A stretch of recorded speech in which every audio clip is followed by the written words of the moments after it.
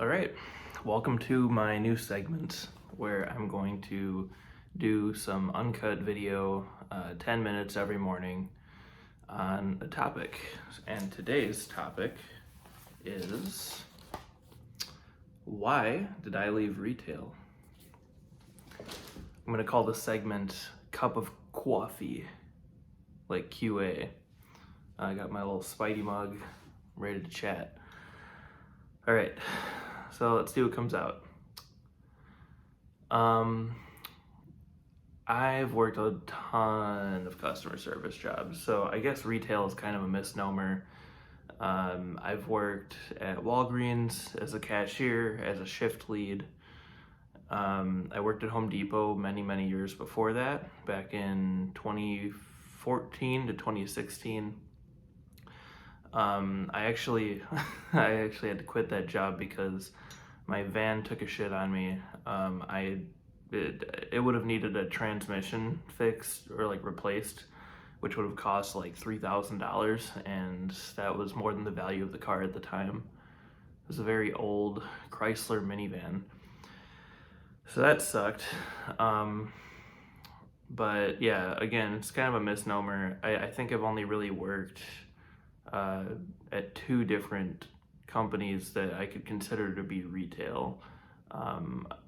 I kind of just lump all of the entry-level jobs that I've worked at into the retail bucket because I don't know, they're all like customer service. So I guess I could say, why did I leave customer service? Because I've also done fast food. Like I worked at McDonald's for 3 weeks before working at Amazon packing boxes back in 2017 because I needed a job real quick. After I came back from working at a summer camp that teaches dual language immersion for kids who want to learn Spanish. Yeah, that was interesting. That's actually where I found out that I'd be a terrible teacher because I couldn't handle managing like even 10 kids for a learning activity without like having crippling anxiety.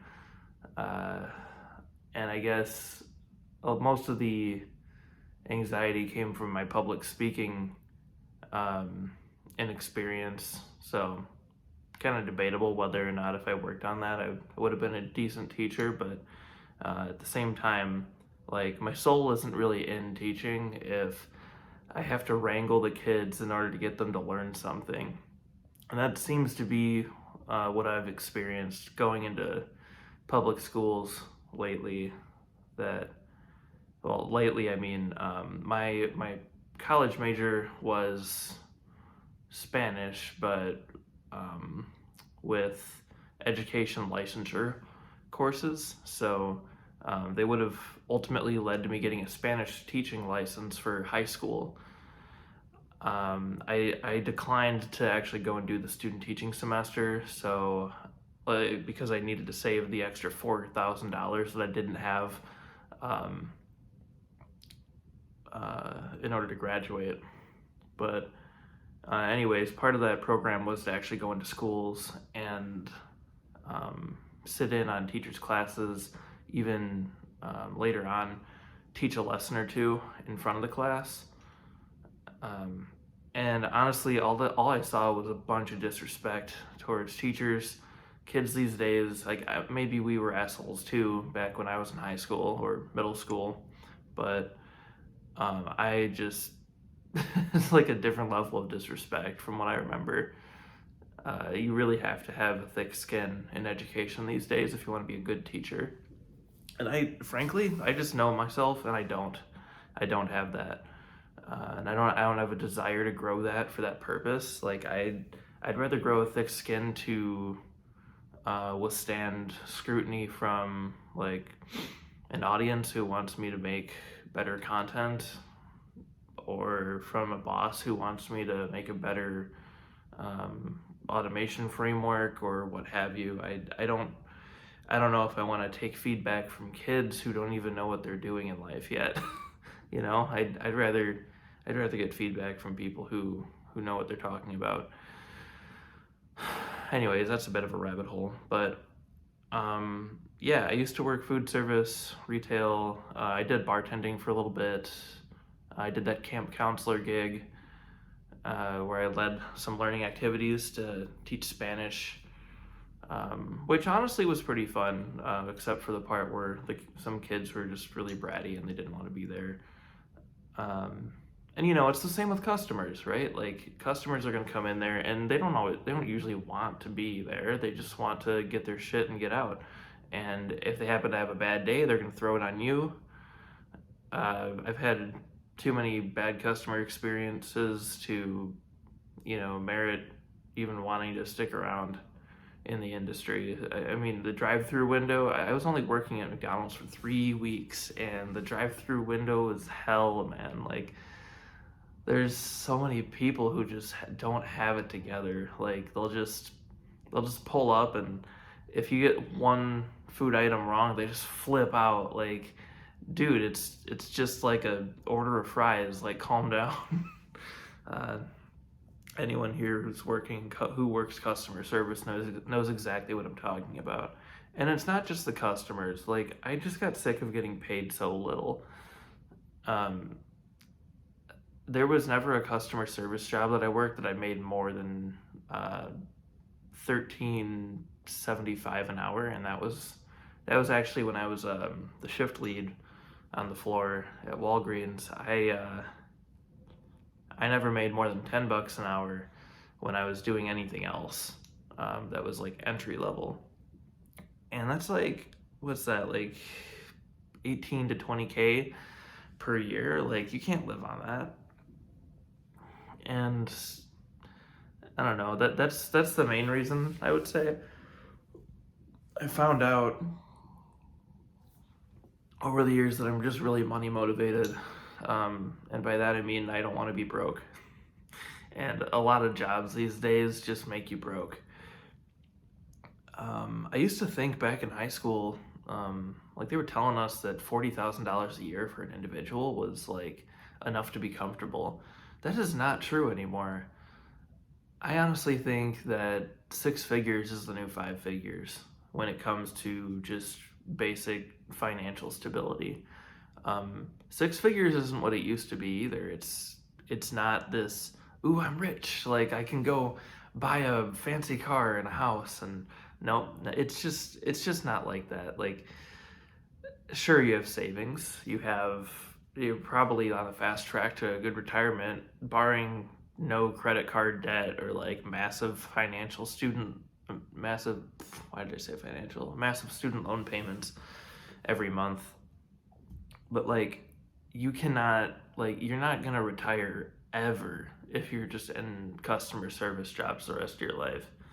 Like, you can try to depend on Social Security, but frankly, I don't believe it's gonna be there. Maybe I'll be wrong, but it just feels like that's the writing on the wall. So yeah, and then there's the managers.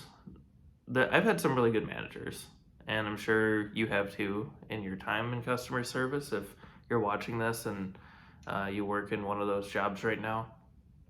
And those good managers are very, very hard to find because usually the good people leave because they can get paid better elsewhere. Retail doesn't pay nearly as much as I want to say tech's really big right now. So if you're a good manager going to tech, you can probably get like at least a $20,000 bump on your salary. That's a bullshit number, but I mean, I saw some really crazy tech salaries. Like when I worked in customer support at my first tech company, just literally the easiest customer service job I've ever worked in my whole life. Just on a computer answering Zendesk tickets. If you don't know what Zendesk is, it's a platform that handles like taking in emails from customers, like when they write in to support on the like on a mobile app, and then it also handles you like sending out responses, and you can even program something called macros. And macros are like what is it, pre-configured responses to a specific question that comes in a lot. So sometimes you're literally just copy pasting an answer and clicking send for these users. And I mean, sure, there's always a learning curve. Like, you have to learn how to use this platform, and you have to learn what the right answer is, of course, so you don't just send bullshit to the users and not help them. But I mean, you don't even have to talk to any customers face to face. You're just sending emails. And I was making $17 an hour when I was doing that, which is like $3.25 more per hour than I made running around like a chicken with its head cut off on the Walgreens sales floor, just trying to like count inventory, take in shipments, like manage 3 cashiers, sometimes like 1 or 2 being the cashier, being the photo person, because like they worked with a skeleton crew. I mean, that's another thing. Like, fucking, I don't know what is going on with this world, but everything's just about cost cutting now in the customer service sector. Like, I just remember them staffing places a lot better. Like, I used to work, like when I worked at Home Depot in Lake Geneva way back in 2014. Jesus, it's almost 10 years ago now. I remember days where we had like too many people in the department, and some people were just asked, "Hey, you wanna head home early?" That doesn't happen anymore. I don't see that anywhere. Like, it's always like long lines at a Walgreens or at a Walmart or just any place, Target, because they just don't have enough people to help all the customers that are coming in. It always feels like there's a skeleton crew. Like, the word understaffed is just like code for normal now. Like, everyone just expects places to be understaffed. It's not even a surprise anymore. And being the person who's on shift and when you're understaffed is so stressful. And like, when you're getting paid so little and your bosses treat you like kids who can't be trusted to be responsible, and like you get dinged for coming in even like a minute late, like, and the customers don't even respect you because, like, why should they? If you think about it, like, in the economy, your skill set is pretty automatable. And that's another thing. Like, it kind of makes me sad because I don't know what these people are supposed to do. Obviously, like, go into QA, go into tech, right? But like, not everyone wants to do that. When those jobs become just like automated systems and they start cutting people around the country, like, I'm gonna guess like 10 to 20 years from now, they're gonna be automating at least some of the customer service sector in retail and food service. I think they just launched their first like cashierless McDonald's down in Austin, or maybe it was Dallas, somewhere in Texas, like last week. And customers aren't too happy about it, but give it 5 years, maybe they won't care. Like, if the system improves to the point where you can reliably get the right food, or people just count on there being no person at the window and it's just the conveyor belt bringing you the bag of food, they might just blame the kitchen staff instead of the robot. And then what? Like, they try to bring the Mr. Flippy, the little burger robot, in there, and I don't know how long that's going to be. I honestly think it's a lot easier to automate point of sale systems than it is to automate things like cooking, but I don't know, maybe I'm wrong. I don't really know much about that area.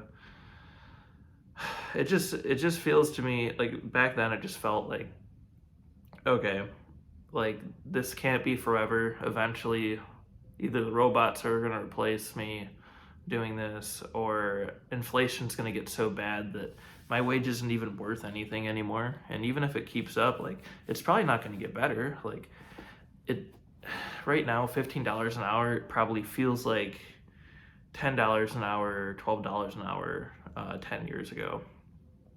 it's not great. Like, we wanted $15 an hour back in, I remember when I was in high school, people were talking about that, the fight for 15, but $15 ain't what it used to be either. So yeah, I guess I've gone like 5 minutes over on this. I had more to say than I thought. But yeah, I guess anybody who's in customer service roles right now, you can probably relate to a lot of this. And yeah, I just wanted to let y'all know why I personally left customer service jobs to go into tech. And maybe tomorrow I'll talk about how I decided on web development of all things and why I ultimately decided not even to go into that. It's been a windy road. But thanks for listening to me ramble. This has been Cup of Coffee, and I will see you on the next one. Like and subscribe, I guess, right? All right, peace.